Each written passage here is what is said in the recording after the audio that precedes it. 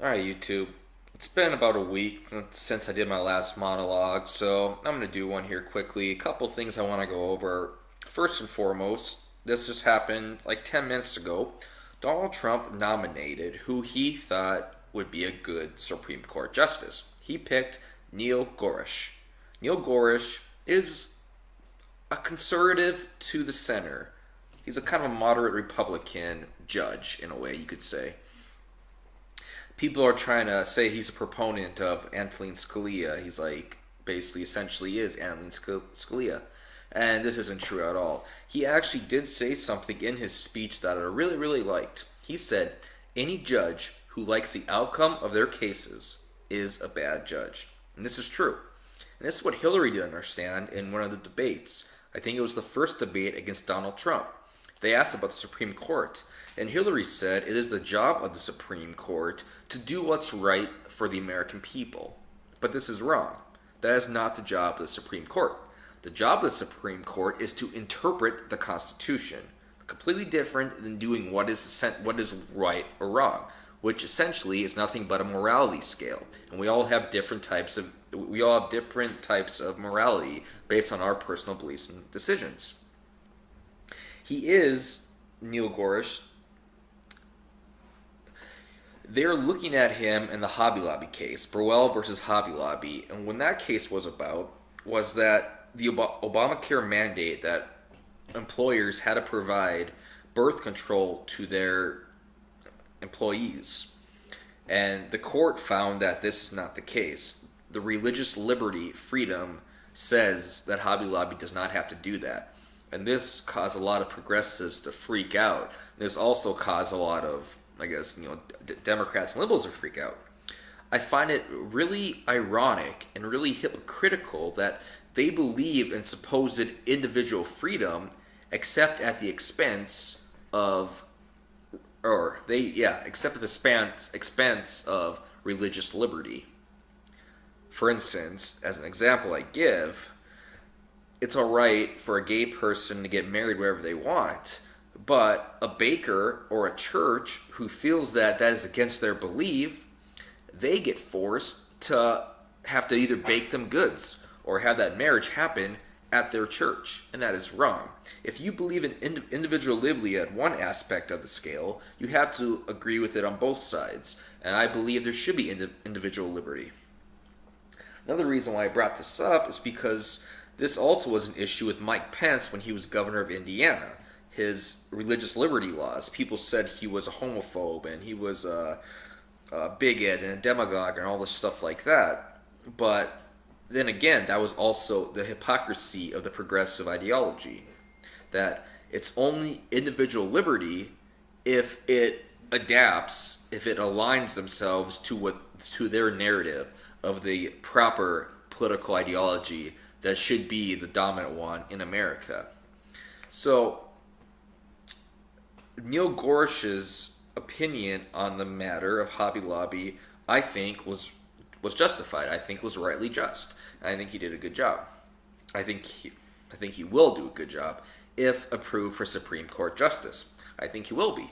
However, I do not know if he will be approved unless he gets approved by the nuclear option. That being, you don't need 60 votes. You can get by a majority rule.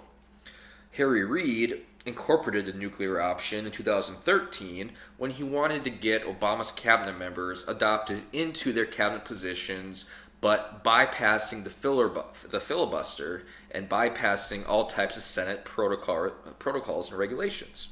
So, if Judge Gorsuch does end up being a Supreme Court justice by the nuclear option, the Democrats only have one person to blame. Well, more than one person, they have one party to blame, themselves. The nuclear option was adapted by them. Likewise, they are also upset how Merrick Garland, wasn't nominated for Supreme Court justice. But the Biden rule, Joe Biden, what he said during election year is that there's too much controversy happening between the left and the right, that any type of nomination of a Supreme Court justice should not happen until the following year when there's a new president elected. But when the Republicans followed this motto, it was deemed wrong and inappropriate. But when the Democrats did it, it was deemed essential to make sure that we limit the amount of party to party aggression. So there was hypocrisy there as well. But I guess we'll see what happens. I think he'll be a good judge. He's 49 years old. I hope he isn't as conservative as some people believe. I don't think he is. I have conservative values, I do. But I don't believe that ultra conservative on the Supreme Court would be that good. I really don't. In other news, though, there is executive order out regarding immigration. People are calling it a Muslim ban. That is not true. First off, if it was a Muslim ban, it would be unconstitutional and Trump would probably be impeached. How do we know it's not a Muslim ban? Well, because 7 countries where Muslims are the predominant group are banned. 7 out of 49 countries. There are 49 different Muslim countries in the world. 7 of them are being vetted. Not banned, but vetted. That's where the difference lies here. And this is really important. It's not a ban. It's a provisional step to ensure that those who are coming here not with nefarious intentions, but with intentions of good, who want to live a good, prosperous life and be good to others. But they're twisting this now. They're saying what Trump is doing is unconstitutional and Trump should be impeached. I have read comments on various forums and message boards that people said that Trump is keeping American citizens out of the country in war-torn countries and they are dying there. But let me tell you why that's not true. That's not true because Trump's executive order does not target American citizens. It targets immigrants. It targets visa holders. I disagree on the visa holders, but it does not target U.S. citizens. If it did target U.S. citizens, that means Trump would be violating the Freedom of Movement Act under the Privileges and Immunities Clause. And that is unconstitutional, and Trump would be impeached. So this narrative that Trump is doing in an unconstitutional manner it lacks foundation. And don't get me wrong, I think the way he went about it, it could have been handled differently.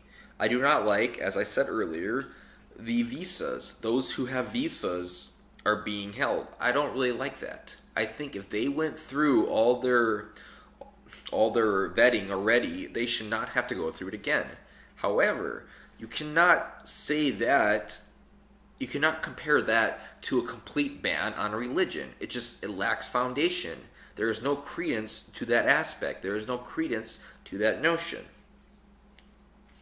I think that there is such a bellicose mentality in the media and from people on the left in general that no matter what Trump does, they will view it as unconstitutional. They will view it as controversial. And if they can make Trump appear as controversial as they want the whole public to view him as, then that just fuels their narrative. That gives them more incentives to hopefully have the Democrats take the midterms in 2018 and eventually be able to file articles of impeachment, which would take it to the Senate if it passes, and then the Senate would do a formal investigation and they would remove Trump. That is what they're doing. They are calling for impeachments already. There is a petition on Facebook where people are petitioning for Trump's impeachment because they think what Trump is doing is unconstitutional. It may be controversial, but just because something is controversial does not mean it's unconstitutional.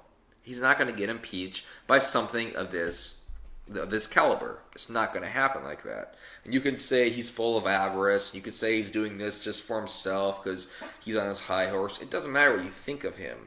What matters is his actions. If his actions do not transgress the Constitution, then it doesn't matter what you think of him because your thoughts are irrelevant because he will not be impeached. It's that simple.